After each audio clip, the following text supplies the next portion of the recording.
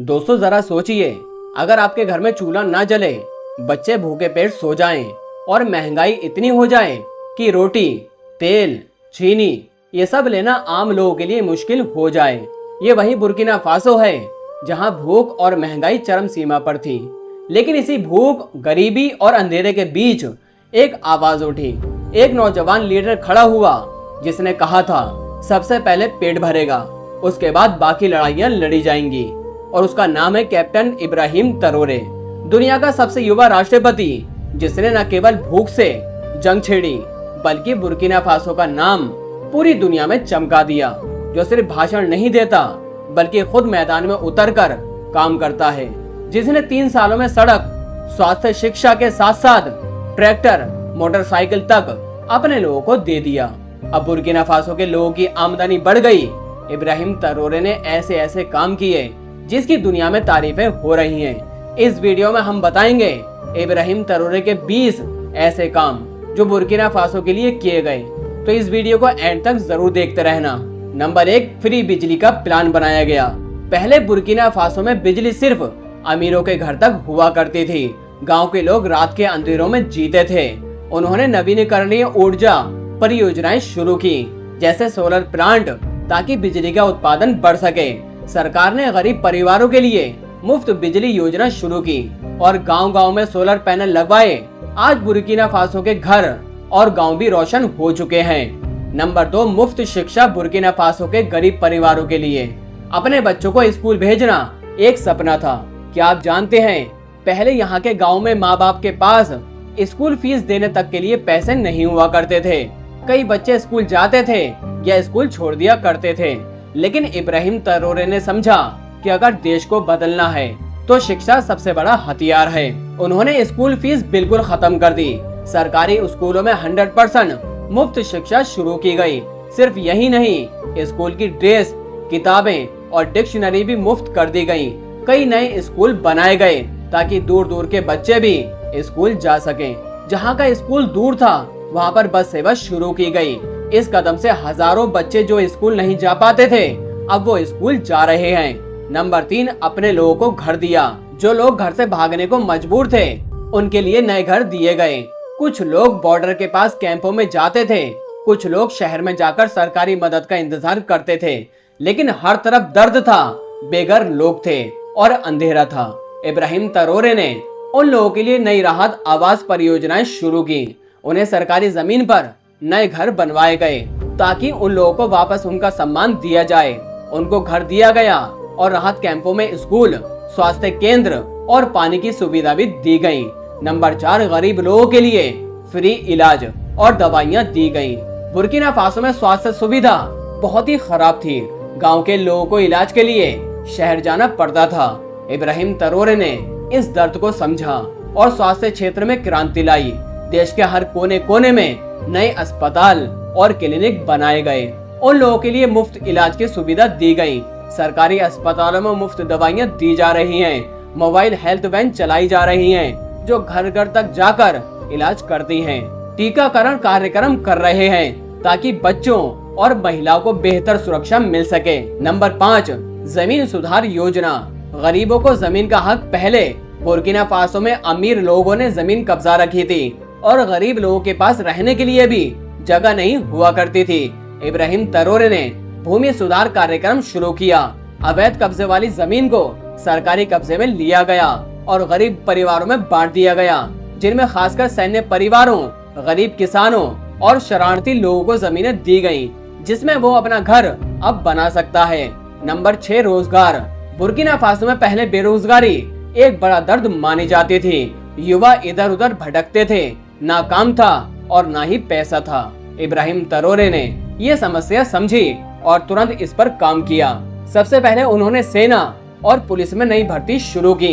हजारों लोग सेना में भर्ती हुए। खनन क्षेत्रों में नए ठेके दिए गए जो पहले सिर्फ विदेशी कंपनियों के पास थे, अब बुर्किना फासो की स्थानीय कंपनियों को दिया गया।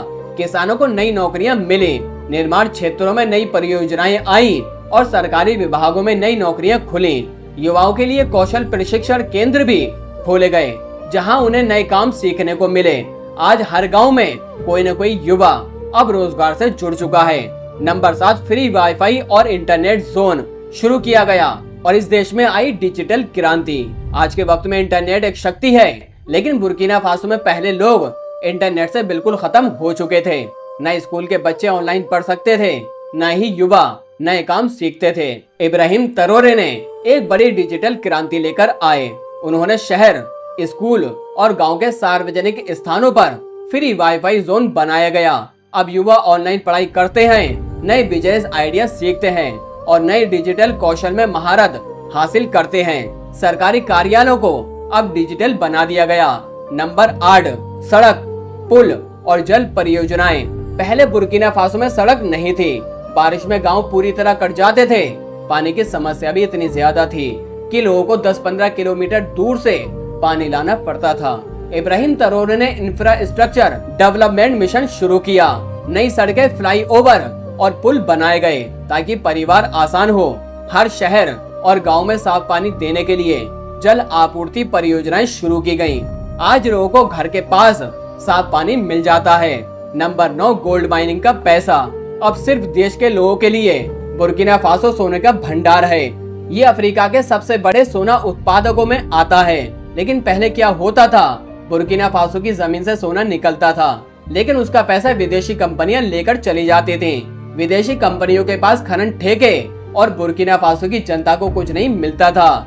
इब्राहिम ट्रैओरे ने ये सब देखा और खनन क्षेत्रों में बड़ा कदम उठाया गया। इब्राहिम ट्रैओरे ने गोल्ड माइनिंग को राष्ट्रीयकरण कर दिया और देश की सरकार ने खुद खनन का काम अपने हाथों में ले लिया। अब जो सोना, चांदी या खनिज निकलते हैं, उनका पैसा देश की सरकार के खजानों में जाता है। यही पैसा अब सेना को मजबूत करने, स्कूल बनाने, अस्पताल चलाने और गरीब लोगों की मदद में लगता है। नंबर 10, नए घर और बस्ती बनाए। उन लोगों के लिए जो घर से भागने पर मजबूर थे। बुर्किना फासो के हजारों लोगों ने अपने घर छोड़ दिए थे। वो लोग जंगल में, सड़क किनारे या कैंपों में रहते थे। कोई अपना घर खो चुका था, कोई अपनी जमीन। इब्राहिम ट्रैओरे ने लोगों के लिए एक नई योजना शुरू की। सरकार ने उन लोगों के लिए नए घर बनवाए जो अपना सब कुछ खो चुके थे। सरकारी जमीन पर नए गांव, नए घर और नए स्कूल बनाए गए। बस्तियां पूरी तरह सरकार के फंड से तैयार हुई। उन लोगों को नए घर, बिजली, पानी और रोजगार भी दिया गया। आज वो लोग जो सड़क पर थे, अब अपने नए घर में इज्जत से जी रहे हैं। नंबर 11, राशन और खाद्य को सहायता। पहले बुर्किना फासो में भूख सबसे बड़ी परेशानी हुआ करती थी। जहां आतंकवाद था, वहां राशन की आपूर्ति बंद थी। लोग महीनों महीनों तक बिना सही खाना खाए जिया करते थे। इब्राहिम ट्रैओरे ने तुरंत ये समस्या दूर करने का काम शुरू किया। सबसे पहले उन्होंने सेना और वॉलंटियर टीम को राशन आपूर्ति में लगाया गया। घर घर जाकर गांव में राशन के ट्रक भेज दिए गए। उन्होंने खासकर आतंकवाद प्रभावित क्षेत्रों में लोगों तक अनाज, चावल, दाल, तेल, नमक और बुनियादी खाद्य सामान पहुंचाया गया। इसके अलावा उन्होंने सरकारी राशन केंद्र खोले जहां सस्ते दामों पर लोगों को खाना मिलता है।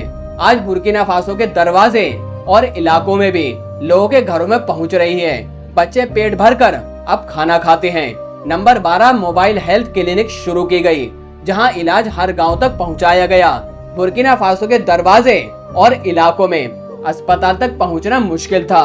इब्राहिम ट्रैओरे ने मोबाइल हेल्थ क्लिनिक का प्लान तैयार किया। ये मोबाइल वैन पूरी तरह से सुसज्जित अस्पताल जैसे हैं, जो गांव-गांव जाकर लोगों का इलाज करते हैं। डॉक्टर, नर्स, दवाइयाँ सब कुछ मोबाइल वैन में होता है।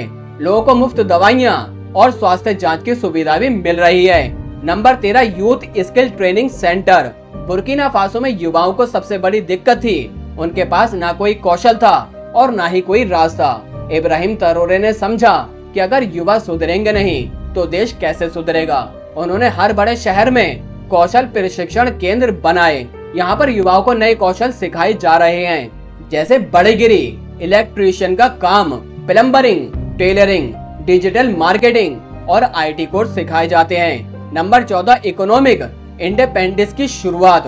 बुर्किना फासो की अर्थव्यवस्था पहले विदेशी मुद्रा जैसे CFA फ्रैंक और डॉलर पर निर्भर हुआ करती थी, जिसकी वजह से देश की अर्थव्यवस्था हमेशा दूसरे देशों के नियंत्रण में रहती थी।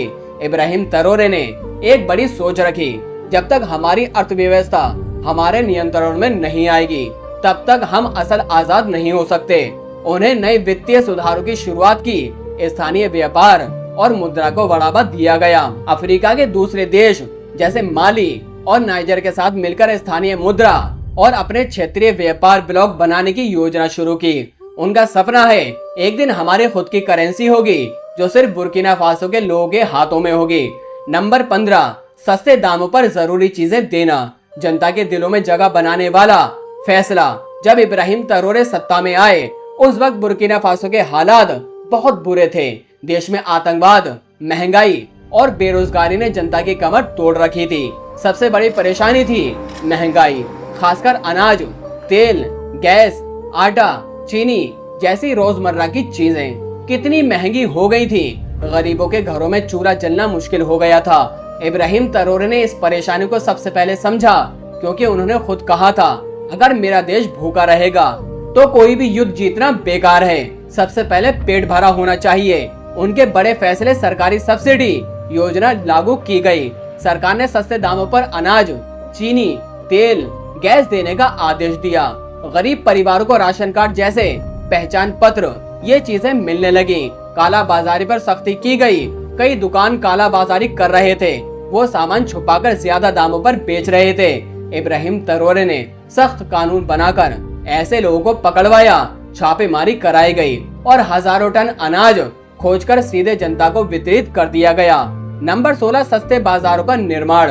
बुर्किना फासो की राजधानी वागाडुगू के कई शहरों में लो कॉस्ट मार्केट बनाए गए। यहाँ पर तय दामों पर जरूरी चीजें बिकने लगी। हर कोई आसानी के साथ अनाज, सब्जी, दाल खरीद सकता था। खेती को बढ़ावा देकर खूब उत्पादन बढ़ा सकता था। उन्होंने किसानों को बीज, खाद और सिंचाई के लिए मुफ्त सुविधा दी, ताकि देश खुद अनाज उगाई और बाहर से मंगवाने की जरूरत न पड़े। नतीजा, हजारों परिवारों को राहत मिली, भूखमरी कम हुई। गरीबों और मजदूरों के दिलों में इब्राहिम ट्रैओरे की छवि अच्छी बनी। उन्हें गरीबों का नेता कहा जाने लगा। नंबर 17, डिजिटल पेमेंट और कैशलेस इकोनॉमी की शुरुआत। ईमानदारी का नया दौर। बुर्किना फासो में पहले पूरी इकोनॉमी कैश पर चलती थी, जिसमें सूदखोरी और भ्रष्टाचार काफी ज्यादा था। इब्राहिम ट्रैओरे ने देश में डिजिटल अर्थव्यवस्था लाने का संकल्प लिया। मोबाइल वॉलेट और डिजिटल भुगतान को बढ़ावा दिया गया। सरकारी कार्यालयों में भी ऑनलाइन भुगतान अनिवार्य कर दिया गया। आज लोग छोटी दुकानों में भी QR कोड से पेमेंट करते हैं। इससे न सिर्फ भ्रष्टाचार कम हुआ, बल्कि बुर्किना फासो की अर्थव्यवस्था भी मजबूत हो पाई है। नंबर 18, वॉलेंटियर आर्मी में भर्ती का मौका। हर नागरिक अब रक्षक है और हर देश में एक छुपा हुआ वीर होता है, एक ऐसा व्यक्ति जो अपने देश के लिए कुछ करना चाहता है। लेकिन पहले आर्मी सिर्फ सेलेक्ट लोगों के लिए होती थी। इब्राहिम ट्रैओरे ने स्वयं सेवा रक्षा बल बनाया। इसमें हर नागरिक, चाहे किसान हो, शिक्षक हो या मजदूर, अगर चाहे तो सेना का हिस्सा बन सकता है। उन्हें ट्रेनिंग दी जाती है, बुनियादी हथियारों का ज्ञान मिलता है और देश की सुरक्षा में उनका योगदान होता है। आज बुर्किना फासो में 50,000 से भी ज्यादा स्वयंसेवक अपनी जमीन की रक्षा में लगे हुए हैं। नंबर 19, अफ्रीका में बुर्किना फासो को सम्मान दिलाया गया और हमारी दुनिया ने सुना बुर्किना फासो का नाम। इब्राहिम ट्रैओरे ने सिर्फ अपने देश में ही बदलाव नहीं किए, बल्कि पूरी अफ्रीकी राजनीति में हलचल मचा दी। पहले क्या था, बुर्किना फासो को दुनिया में कोई खास तवज्जो नहीं देता था। ये गरीबी और अस्थिरता के लिए जाना जाता था। बुर्किना फासो का नाम आते ही कमजोर देश याद आता था। इब्राहिम ट्रैओरे ने पड़ोसी देशों से मजबूत रिश्ते बनाए, माली और नाइजर जैसे देशों से हाथ मिलाया। तीनों देशों ने मिलकर साहिल अलायंस बनाया, जो एक सैन्य और आर्थिक गठबंधन और नई अफ्रीकी पहचान का संदेश दिया गया। इब्राहिम ट्रैओरे ने बार बार कहा था कि अफ्रीका को अफ्रीकियों द्वारा ही चलाना चाहिए। उन्होंने पैन अफ्रीकनिज्म को बढ़ावा दिया, यानी पूरी अफ्रीका को एकजुट करने की नीति अपनाई गई। संयुक्त राष्ट्र और अंतर्राष्ट्रीय मंचों पर दो टूक भाषण बुर्किना फासो की तरफ से उन्होंने दुनिया के बड़े मंचों पर अपनी बात बेबाकी के साथ रखी। इब्राहिम ट्रैओरे ने ये साफ कह दिया था कि वो पावर के लिए नहीं, बल्कि सेवा के लिए आए हैं। वो खुद एक साधारण जीवन जीते हैं, ज्यादा विलासिता नहीं रखते। उनका मकसद है लोगों तक हर सुविधा दी जाए और बिना किसी भ्रष्टाचार या देरी के। दोस्तों, इब्राहिम ट्रैओरे के बारे में आपका क्या कहना है, हमें कमेंट बॉक्स में जरूर बताएं।